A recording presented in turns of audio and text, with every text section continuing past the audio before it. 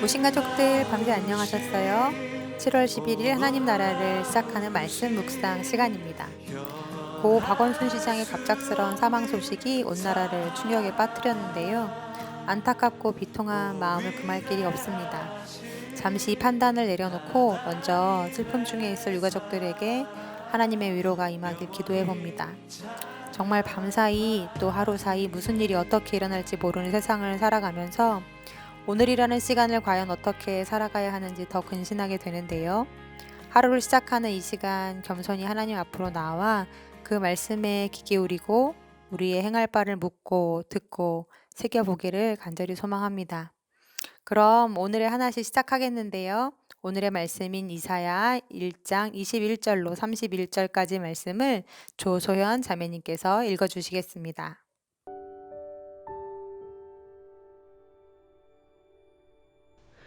신실하던 성읍이 어찌하여 창기가 되었는고, 정의가 거기에 충만하였고 공의가 그 가운데에 거하였더니 이제는 살인자들 뿐이로다.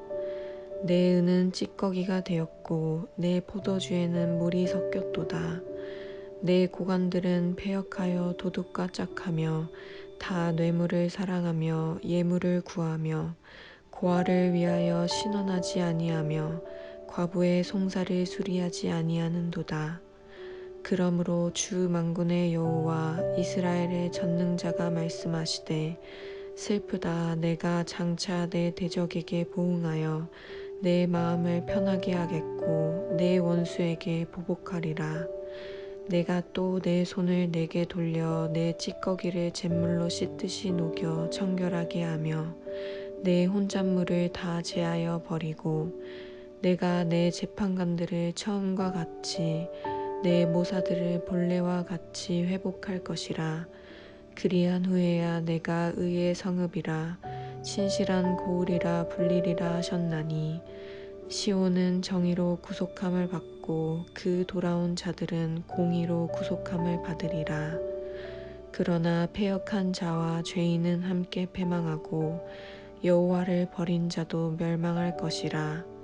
너희가 기뻐하던 상수리 나무로 말미암아 너희가 부끄러움을 당할 것이요 너희가 택한 동산으로 말미암아 수치를 당할 것이며, 너희는 잎사귀 마른 상수리 나무 같을 것이요 물 없는 동산 같으리니, 강한 자는 사물하기 같고 그의 행위는 불티 같아서 함께 탈 것이나 끌 사람이 없으리라. 우리가 하나님의 이름을 부를 때 종종 거룩하신 하나님이라는 표현을 많이 쓰지요. 말씀에서도 찬양 가사에서도 거룩, 거룩하다라는 단어는 많이 등장하는데요. 그렇다면 거룩하다는 건 과연 어떤 뜻일까요? 거룩은 뭔가 느낌부터가 신비하고 어떤 영적인 카리스마가 있고 또 종교 생활을 열심히 하는 사람에게서 보여지는 그런 신실한 모습, 그런 것들이 아닙니다. 거룩의 본뜻은 다르다, 구별되다 라는 뜻으로 오직 이 세상과 죄와 구별된 분은 오직 하나님 밖에는 안 계십니다.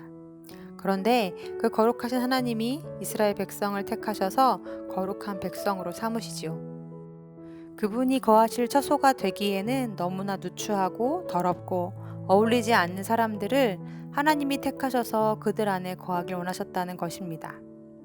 그리하여 맨 처음 애굽의 종되었던 자들을 불러내어 율법을 주시고 이 율법을 마음에 새기고 지켜 그분의 거룩한 자녀, 그분이 거하실 거룩한 처소가 되어져 갈 것을 명령하시는데요.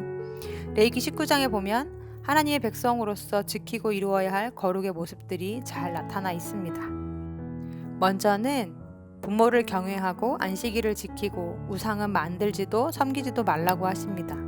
그 외에도 많은 계명들을 주시되 더불어 농사를 짓는 자들에게는 가난한 자들을 위해 밭의 곡식이나 가수원의 열매를 다 거두지 말고 남기는 것이 거룩이라고 말씀하시고, 상인들에게는 저울을 속여서 다른 사람들로 하여금 돈을 더 많이 받아내지 말고 정직하게 장사를 하는 것이 거룩이라고 가르치시죠.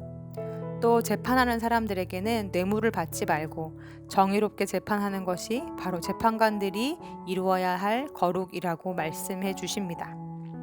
오늘 말씀에 보니 처음엔 그들이 그 명령에 순종하여 거룩을 살아내고자 많은 애를 썼던 것을 알 수 있습니다.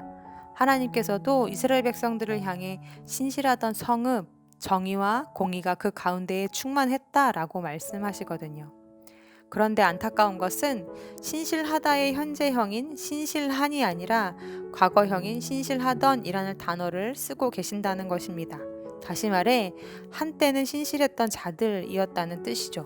그렇다면 그렇게 한때는 신실하던 성읍이 왜 지금은 그 모습을 유지하지 못하고 창기와 살인자와 같은 자들이 되어버렸고 은혜 찌꺼기로 또 물탄 포도주로 변질이 되어버린 것일까요? 그것은 어제의 말씀과도 이어지는데요. 그들은 종교적인 제사와 절기, 제물을 드리는 데만 힘을 썼지 그들이 일상의 삶에서 자신들의 직업과 위치에서 힘써야 할 거룩에는 관심을 갖지 않았기 때문입니다. 다시 말해 하나님과의 관계에서의 거룩은 철두철미하게 지키면서도 이웃과의 관계, 사람과의 관계에서 지켜야 할 거룩은 무시했다라는 것인데요. 그들은 율법을 주신 하나님의 온전하신 뜻을 깨닫지 못하고 종교적인 제의가 거룩의 전부인 양 착각하면서 반쪽짜리 거룩에만 힘을 썼습니다. 그런 그들을 향해 하나님께서는 너희가 나에게 드리는 제사도 가증스럽다 이렇게 말씀하시죠. 오히려 성전이 아니요 있는 삶의 자리에서 거룩을 살아낼 것을 말씀하십니다.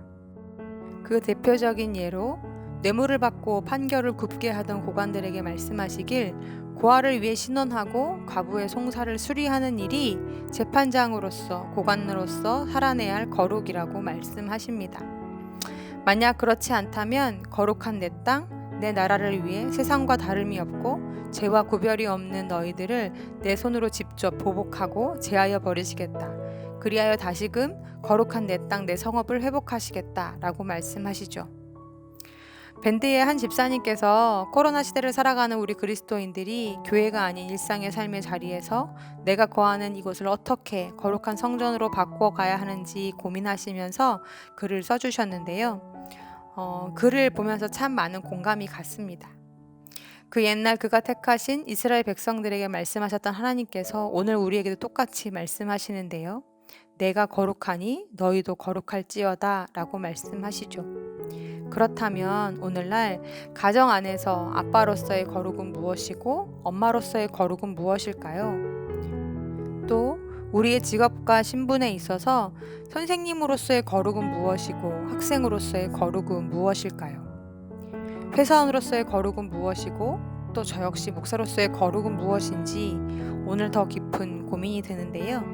사랑하는 우리 우신 가족들, 한때 신실하던이 아니라 지금도 여전히 신실한, 주님 오실 때까지 신실한 하나님의 거룩한 백성들이 되었으면 좋겠습니다.